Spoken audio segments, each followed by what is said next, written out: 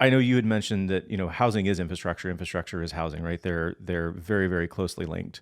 How does the current plan affect housing? I guess Yeah, both single but family, more folk, more yeah, more yeah, specifically multifamily, of yeah, course, and generally more, yeah. I guess, a commercial real estate investment world. What are you guys seeing there? Yeah, well, it's something, first of all, I will say to you that we've been working on for several years. I mean, most of these issues don't get over the finish line in a short period of time.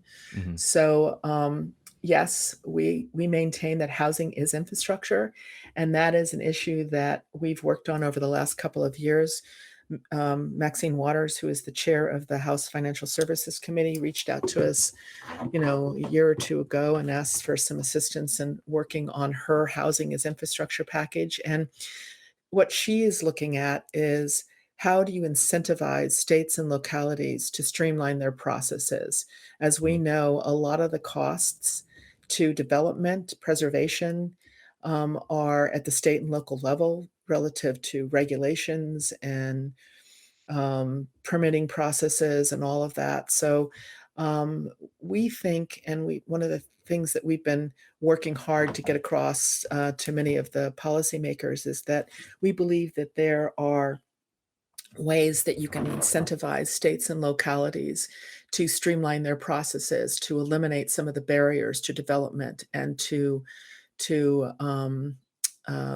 preservation and of properties. So for example, what Mrs. Waters' bill does is say if you want CDBG funds, for example, you'll get extra points if you're thinking through how you can streamline your permitting processes and your Hmm.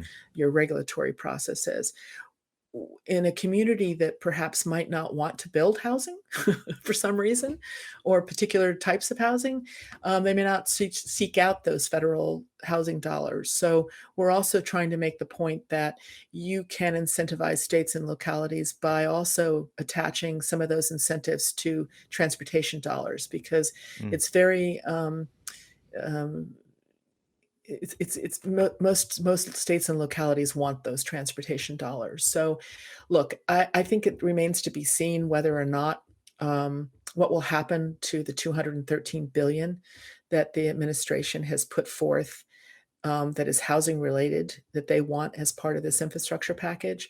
But I think that if you look at, I mean, I think it's pretty much understood that maybe the bipartisan package will not have any housing.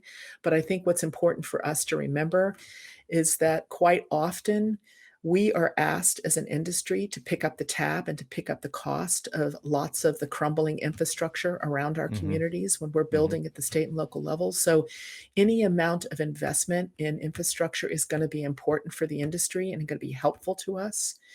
And we also think that there are ways if that as I just mentioned, that states and localities, even without large dollars, housing dollars being included, you could work to incentivize states and localities on infrastructure projects to say, hey, look, do the things that need to be done to streamline the processes so that we can build more, we can develop more, we can address, the lack of supply for Hmm. the housing.